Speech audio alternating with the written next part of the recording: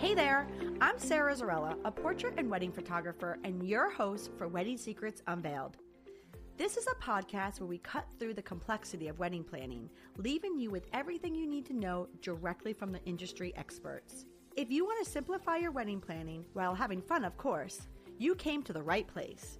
Join me while I guide you through your planning, starting from your engagement to your big day where you say, I do. After photographing for the past 19 years, I am sharing with you tips and tricks to cut through the excess noise because I believe from the moment you said yes, your planning experience should be a magical time in your life. Here you will find episodes that are fun, stress-free, and straight to the point with a fresh, honest take on the reality of what you really need to know about planning your perfect day. Let's dive in. Welcome back to Wedding Secrets Unveiled podcast, friends. Today's episode, we're going to have Christa Andrews. She is a certified life and marriage coach, a wedding officiant, and also a published author of the book We Still Do. Christa is going to go into both avenues of her business, one being a wedding officiant, and also two, being a life and marriage coach. We're going to talk about the pros and cons of hiring a wedding officiant versus hiring a friend and family. She's also going to talk a little bit about some tips and tricks for both. Then we're going to talk a little bit about the life and marriage portion of her business. We're going to talk about some common problems that couples run into and how she helps her couples. She's also going to go into a little bit of why it's important to seek out pre-marriage coaching. So sit back, relax, and enjoy my episode with Christa Andrews as we talk a little bit about the marriage portion of your wedding planning. Well, hello, Christa. Hi, how are you today? I'm doing awesome. Thank you so much for joining us. Thank you for having me. I'm happy to be here. I would love for you to tell our listeners a little bit about who you are, who you serve, and what you do in your business. Perfect. So my name is Christa Andrews.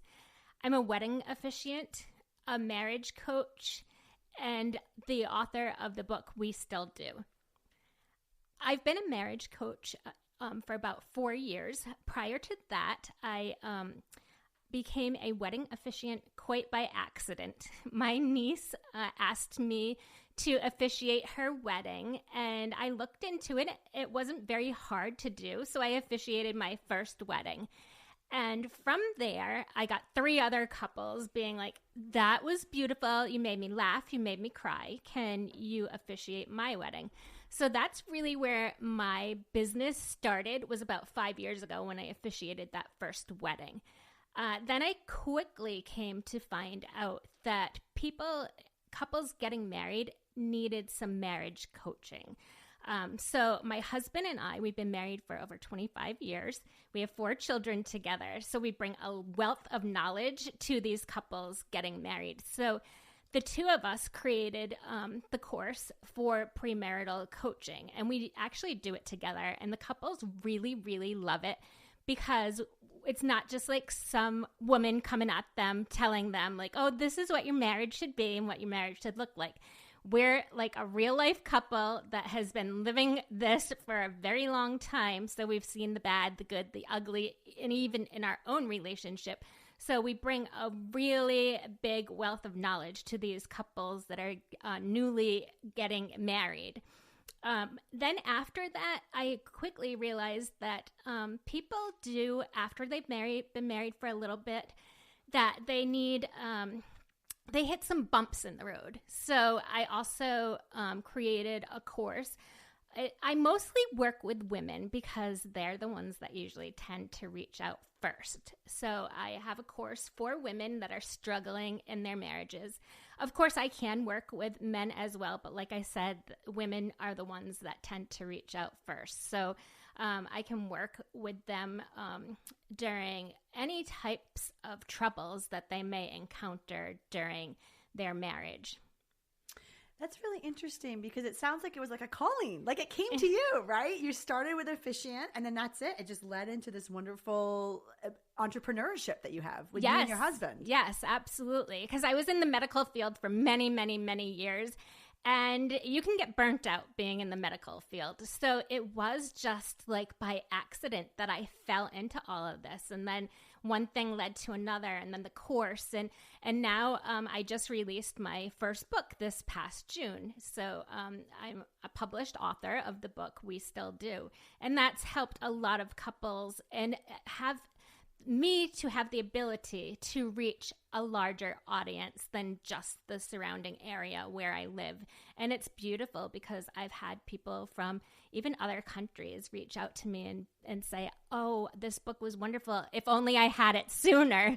So my only regret was not publishing sooner so I could help more couples, because I think being in a happy marriage is really one of the greatest things that can happen to you. But not everybody knows how to have a happy marriage because they don't always have the right role models to mimic. So my husband and I, we really put a lot of effort into being those role models for people, because years ago, even 50 years ago, life was very different. So what your mother and your grandmother or your grandfather or your father are telling you about a relationship isn't what's going to work for today's couples.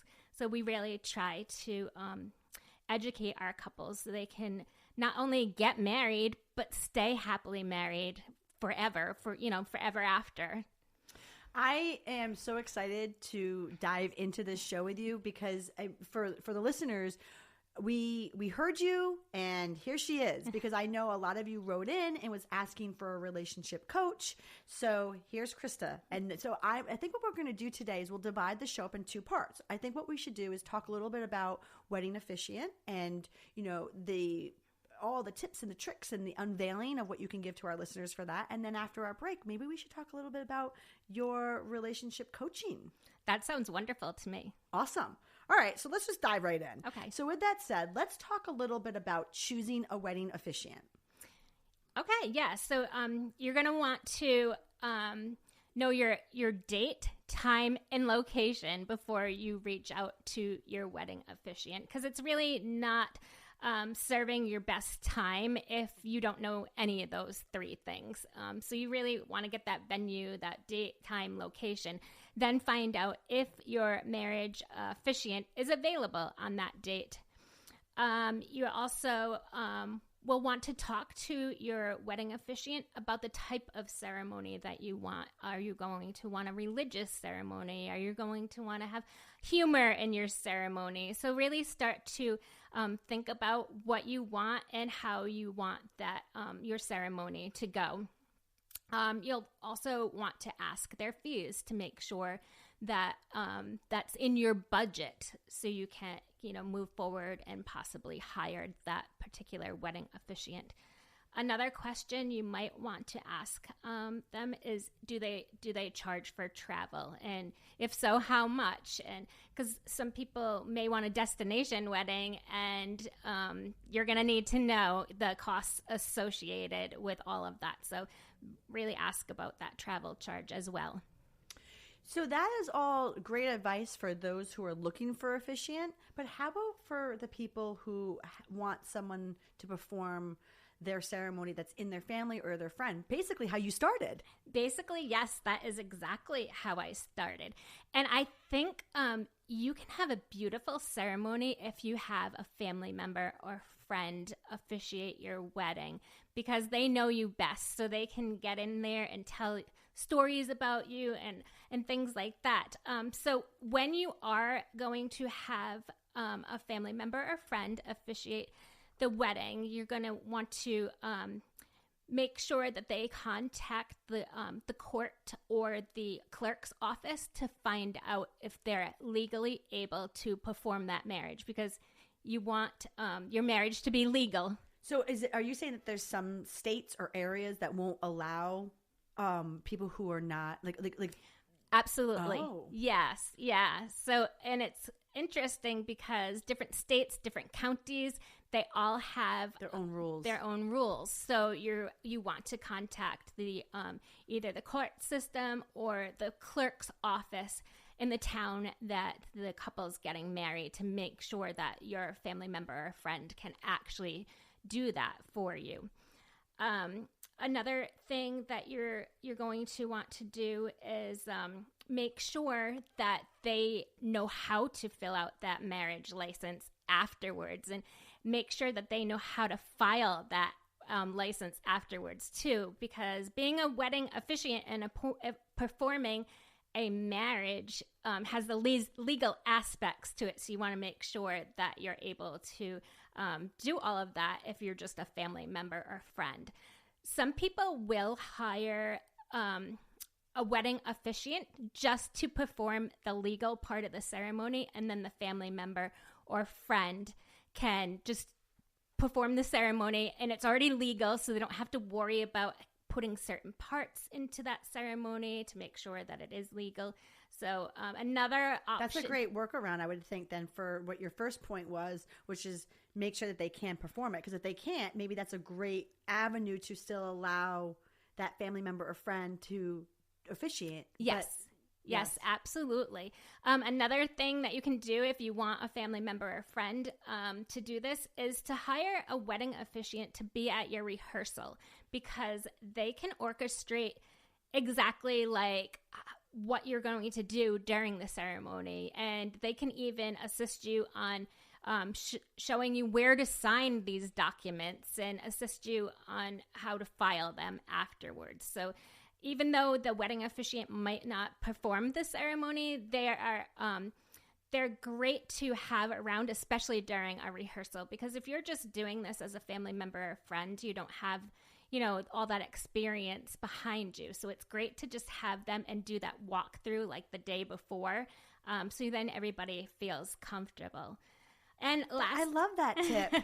It's interesting because obviously being a photographer, I'm not always there at the rehearsal portion, but that's a great little tip that you just gave our listeners. So if they're going to have their friends and family do this for their first time, hire someone like yourself to be there the night prior. You can go over all the little tips and tricks that you have for them, maybe even do the legality of everything that they're looking for. Yeah, absolutely. That's awesome. Yeah, absolutely.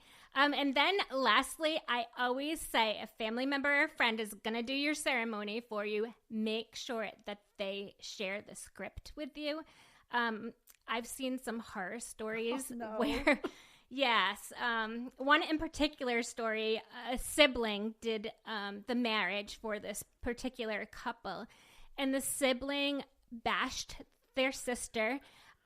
They talked all about themselves and, how growing up with them was like so terrible and all of that. So if you are going to have a family member or friend, I would definitely say let them show you what they've written, so you're not in shock the day of your wedding. And you know what? Coming from a family of all brothers, I wouldn't put it past one of my brothers doing that, because they think it's a joke and it's lighthearted. But some people obviously don't want to take their ceremony as a joke. That's good for toast. Absolutely. There's a time and place for everything, and during your ceremony is definitely not one of them. Also, too, I think a lot of times, and correct me if I'm wrong, but for officiants, they do share their service with the couples. So it only makes sense for a friend and family to share it, because obviously, this is your marriage, and you might, even not for the negative turnout, you might want to share some stuff to put into the ceremony. Yes, absolutely. I always share my scripts with my couples. I always say I was married 25 years ago, and my husband and I, we had children together prior to being married. So I remember just talking and saying, I don't want them to say who gives this bride away, because it just did not feel comfortable to me, because we already had children, and it's like, I don't need my father's permission. And wouldn't you know, our officiant said, who gives this bride away? And nobody knew what to say. So finally my sister goes, well, I guess we all do. So it was like something that we weren't prepared for. And 25 years later, I still remember it. So when I talk to my couples, I say, I share my scripts with you because I don't want any surprises on your wedding day. Some officiants don't share their scripts. That's just part of owning your own business. You can run it how you want. But I definitely share my scripts with my couples because I want it to be exactly how they want it to be on their wedding day. It's not about me. It's about them. And also, too, obviously when you ask a friend and family member that, because they're not doing this every day that would be a nice thing for them to do, is at least share it, and then you can collaborate together. Yes. And absolutely. also, too, I'm sure that some people have different tones. I mean, some people want humor in their ceremony. Some people don't. Some people might want a personal story. Some people want to maybe keep it very quick. You know, there's all different expectations. But like you said, I mean, you just told about your own personal story. It's sometimes the smallest detail is such a big detail. Yeah, absolutely. And it is funny because a lot of couples will want like little hints of humor in their ceremonies. And for doing this for a while, and also being an author, I'm able to write those things in. For example, I had a couple that one was a Yankees fan and one was a Red Sox fan. So I had to like incorporate that into the ceremony. And then even her father, when I said, you know, do you give this bride away? He was like, well, I guess so, even though he's a Yankees fan. Like, and I knew he was going to say it, but we talked about it prior, so we could incorporate some of that humor in there. And it was like a family thing too, which was really nice because the father's like, no, I want to say this. So I knew he was going to say it, and it was a lot of fun. And also too, just so I can just add a little bit of tips for the listeners too, being I'm the photographer that I see it. Mm-hmm. If you are going to have a friend or family member officiate your wedding, I personally find that reading off of phones are not great. No. I don't like that either. Some people, even professional wedding officiants, will read off of a phone or an iPad. So that is also another question that you could ask them. I have a leather binder that I hold, and I read off of that. So it's it even has my logo on the front, but it's very like professional looking, and I read off of that, and it looks nice in the pictures as well. And even if they do want to read off of an iPad or a phone, put it, like you said, like into a binder where you can't see. The only reason why I'm kind of giving, I mean, hey, look, it's all personal opinions, but you're here to listen to some tips and unveiling of secrets. And I'm just telling you, everybody, from a outsider looking in and photographing it, nothing dates your photos than the electronic that you're holding in your hand. Absolutely. So just a little tip. And also too, maybe some people like to have their officiants step out for the first kiss. Some people like their officiants in. So that's another conversational piece that they could have. I mean, especially if it's a friend and family member, maybe you want them in your pictures. Maybe you don't. Right. Yep. Something to think about. Yeah, absolutely. Yep. Well, also too, can you tell us a little bit about like how far in advance a couple should book their officiant? So mostly I would say 6 months to a year. However, we get people that I've gotten, couples that had gotten their marriage license that morning and just want to be married. So if that's what you want to do, then that's great. But if you're planning like a bigger wedding where you're going to have a venue and all of that, definitely that 6 months to a year, booking your officiant out. Because a lot of times the officiant is the last one booked, and they're very much overlooked. So if you want an officiant, you have to book them early. And you mentioned a little earlier about rehearsal dinners and rehearsals in general, like pertaining to when you have a friend and family member do it. But what about yourself or officiant? Do you recommend that they have them come if they're having a professional do their service? I definitely do recommend having a rehearsal. Some people don't want them, and in my business, I leave it up to them. I don't require it. I do recommend it, and most of my couples do, and I do have to say that it makes everybody feel comfortable and confident because you've already practiced it. You're not asking me questions that day in a ball of nerves. And when I run my rehearsal, I go into a lot of detail about where each parent should sit and why. Where to stand, and so your pictures will come out picture perfect. Sometimes I'll see if they don't have rehearsals, like some of the groomsmen are like too far away, and then some of the bridesmaids are too close, and it doesn't look symmetrical for the pictures. So if you want picture perfect pictures, I definitely recommend doing a rehearsal, because the officiant is going to talk to you about all those things. They'll even talk to your groomsmen about how to hold their hands, the bridesmaids, where to hold their flowers. So you go into a lot of detail when you have a rehearsal. And I just feel that it just goes so much more smoothly if you do have the rehearsal. So I highly recommend it. Absolutely. Those are wonderful tips. Thanks. Can you give us a little bit of like the biggest myths behind being a wedding officiant? Yes. So most people think that you just show up, you say a few words, and then you leave. But there's a lot of detail that goes into writing the script. You could be going back and forth with this couple several times, perfecting that script so it's exactly how you want it to go. The wedding officiant also guides you on when to get your marriage license and how soon and everything that you need. So there's so much that goes behind the scenes to being a wedding officiant. And we also practice the script several times before we ever even say the script in front of an audience. So it's like practicing your breathing, when to, say these words, when to stop, when you should pause. So a lot of work, probably 90% of the work goes into prior to that actual ceremony. So it's not like you just show up and say a few words and leave. There's a lot of stuff that goes behind the scenes that nobody even knows about. So Christa, before we take our break and come back and talk about the relationship portion of what you do, you mentioned something about the legality of what your officiant is doing for you, filling out paperwork. Is there other legality or legal issues or legal things that people need to keep in mind that the officiant can do for them?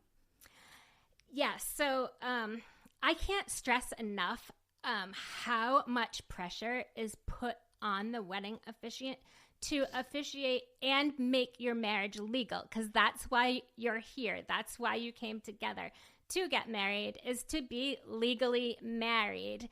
And if you're not filing the paperwork on time, if you're not signing all the documents in the right color ink, these things could get thrown out, or God forbid you get divorced and then you find out that you're not even legally married. You go through getting a lawyer, getting all these things, finding out that you're not even legally married. And the wedding officiant is actually one of the first people that they will call into court. So there's so many. Get out of here. Oh, yeah. They will call the wedding officiant into court. And as divorces go, they can get really nasty. So the wedding officiant could be tied up for a very long time in all these legal parts of this wedding. So being a wedding officiant, there's so much that goes behind the scenes that people don't even realize. I did not even realize that last part. Yes, I had a friend. This actually did happen to her. The wedding officiant never filed the paperwork. So she was married for over 20 years, and she did get divorced. And when you get divorced, at least in Rhode Island, you have to have some witnesses go with you to court, and they found out that they weren't even legally married, and her sister was her witness, and she actually raised her hand. She's like, "But Your Honor, I was there." But yes, I know you might have been at the wedding, but it was never a legalized wedding. So, things you have to think about. So I also tell the couples to always reach out to the clerk's office where they got the marriage license, probably about a week after, just to make sure that everything's all in order. So you're not, going down the road 5-10 years from now and finding out that you're not legally married. That's a good tip. I mean, that should just be practice in general. Yes. Just to make sure that everything has been filed and is correct, even if you have an officiant. Yes. Yeah. Yep. And nowadays, some people, the women don't change their last name, so there's really no need to actually follow up and get that piece of paper. So just, going back to the clerk's office and just making sure that everything is what they needed. Well, Christa, what we're going to do is we're going to take a quick break, and then when we get back, we're going to get into the relationship coaching portion. Perfect. Sounds great. I appreciate you being here. And hey, if you like what you're hearing, I encourage you to check out our website at sarahzarella.com. And don't forget, you can actually subscribe to this podcast wherever you're listening so you never miss an episode. And I would so appreciate if you left a fabulous review on Apple Podcast. Even better, share it with a friend. It's a great way to show your support. And now, let's get back to the episode. Well, welcome back to Wedding Secrets Unveiled podcast, friends. So, Christa, right before the break, we talked a little bit about the, being an officiant and that portion of your business. But let's talk a little bit about the relationship coaching part. Okay, yeah, that sounds great. So like I said before, I do premarital coaching with couples prior to getting married.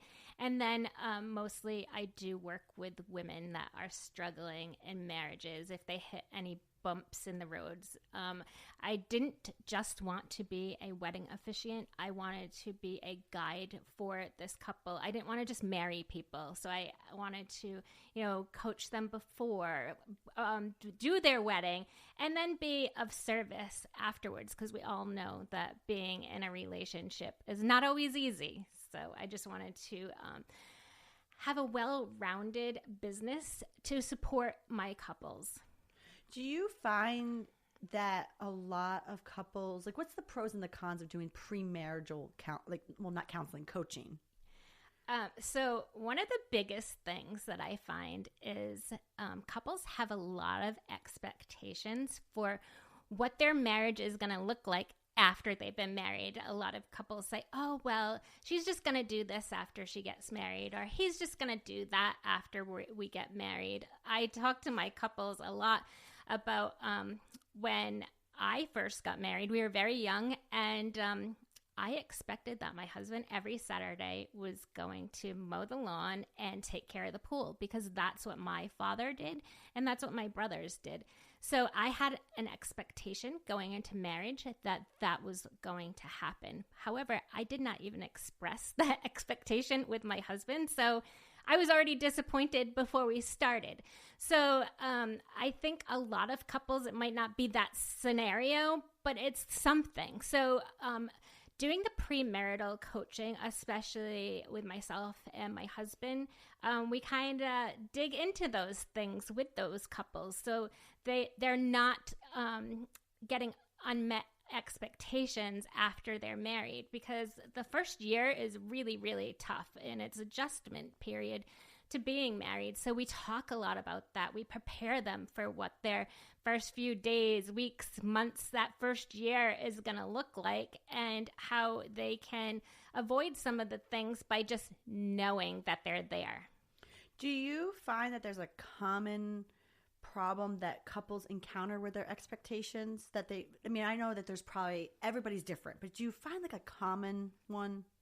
Yeah, so some of the common problems or expectations that people run into is communication.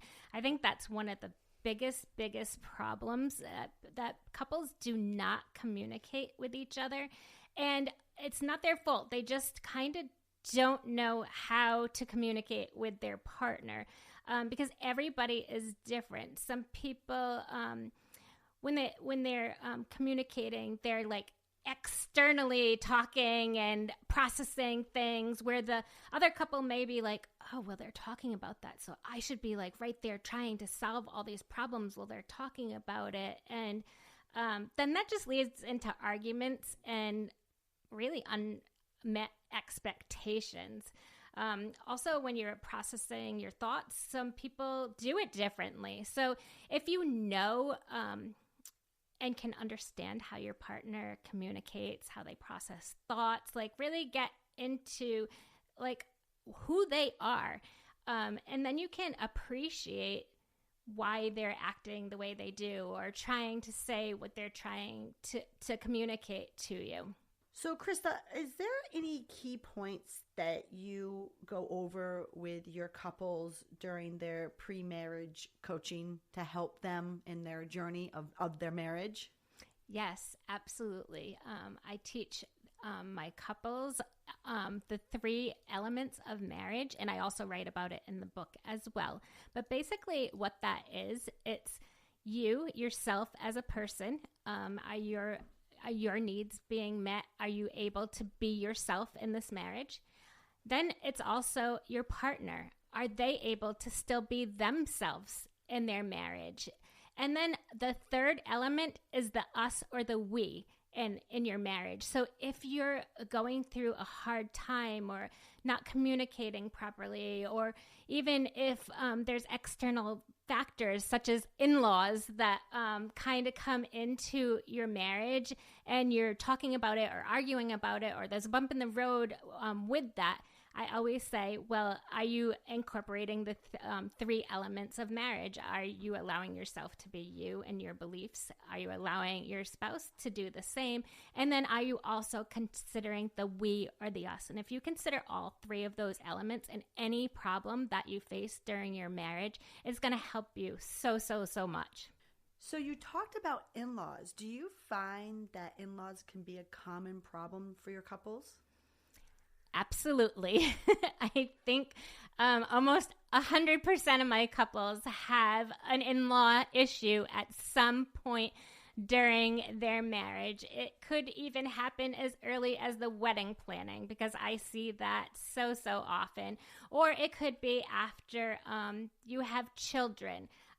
Some in-laws feel like the spouse is almost like a threat and they're taking their child away. So there's so many things we could talk about, hours and hours and hours of this. I do have an example where I coached a couple. They had been married. They got married the year prior, and they were at this point 3 months pregnant when they came to me seeking some coaching. And the wife was Catholic and the husband was Jewish. They were both raised in both of those religions. They both had strong backgrounds. And when they got pregnant, the in-laws on both sides were like pressuring them so much. Oh, how are you going to raise this child? Is it going to be, raised Catholic, or is it going to have Jewish traditions and be raised Jewish? And the family was just coming at them from so many directions. And they were such good, sweet people. They wanted to please their in-laws. They wanted to please their parents. They wanted to make everybody happy. And that brings us back to those three key elements in a marriage. You, your spouse, and the marriage itself. Is this working with your in-laws coming in, trying to tell you how to raise your child? Is that helping the three elements of marriage? And we worked through that. It took, a while to work through, but we worked through it.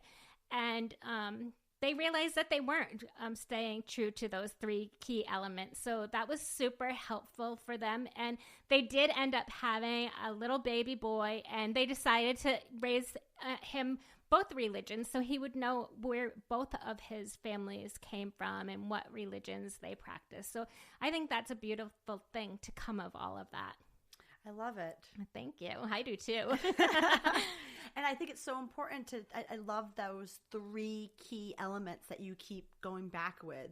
So you mentioned a little bit that you help, men and women, but mostly women after they get married and through their expectations or their issues. What are some common issues that you are finding after people get married that they're running into?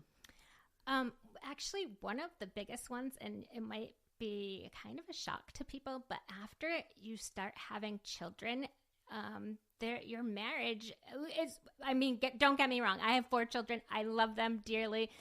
They're a huge part of my life, and I'm so happy that I had them. But honestly, once you start having children, you sometimes focus more on your child than your own relationship. And when you're not serving your partner or meeting their expectations or communicating with them daily, then that's when you start to have problems. And having children is one of those big problems. That's when a lot of people do reach out to me. Like even the couple I just talked about prior, where they reached out to me when they were only a few months pregnant because they were already starting to have those problems in their marriage. Not so much themselves, but having children, like grandparents want to say in things, and there can be outside factors that just come into play when you start having children. So Christa, before we get into the wrap-up question, When do you feel that couples should start reaching out to you for their marriage coaching? That's a funny story because most people reach out way too late. A lot of times when they're coming to me and having trouble, it could be years that they've been having the same issue. And they're too afraid to reach out, or they don't think that somebody could help them. And also they feel like they're alone, like nobody else is going through the same problem that they are.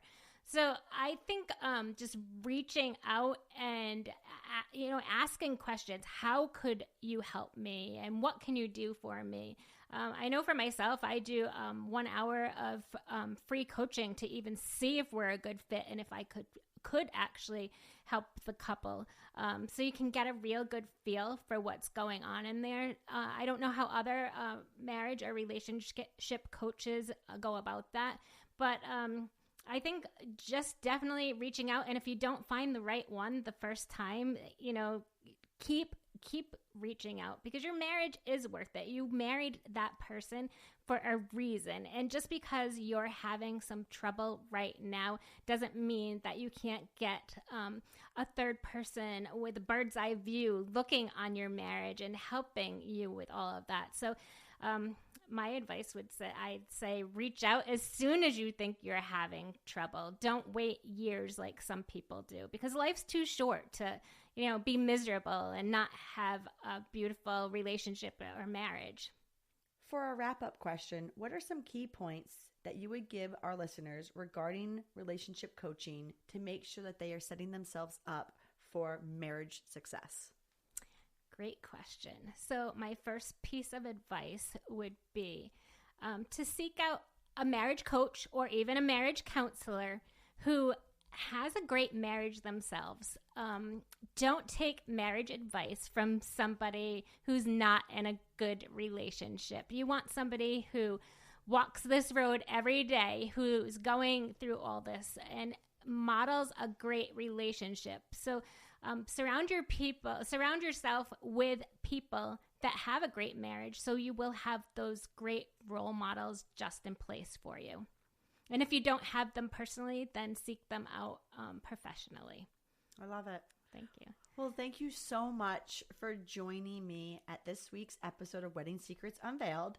You helped all of our listeners become one step closer to a stress-free wedding and marriage planning process. Can you tell everybody where they can find you? Yes, absolutely. So the best place to find me would be my website, which is www.christaandrews.com. And Christa is CHRISTAANDREWS. You can also find my book, We Still Do, How to Have a Loving Relationship Long After the Honeymoon, on Amazon and other stores. Amazing. And also, too, for all of our listeners, what I'm going to do is I'm going to put all of Christa's information on our episode show notes, which you can find on our blog, on our website podcast page at sarahzarella.com/podcast. Well, thank you, Christa. Thank you for having me. Thank you for listening to Wedding Secrets Unveiled. I appreciate you being here. And hey, if you enjoyed this episode, I want to tell you something. I encourage you to check out our website at sarahzarella.com. We love photographing while having fun, of course. Check out our podcast page on our website for our show notes, along with upcoming episodes with your local wedding experts. Listen in as we help you plan your epic event. And don't forget that you can actually subscribe to this podcast wherever you are listening so you never miss an episode. I would so appreciate if you left a review for us on Apple Podcasts. Even better, share it with a friend. It's a great way to show your support, and let us know what you think. If you know any wedding experts that would like to be a guest, we have a link directly on our website where they can let us know. Thank you for listening.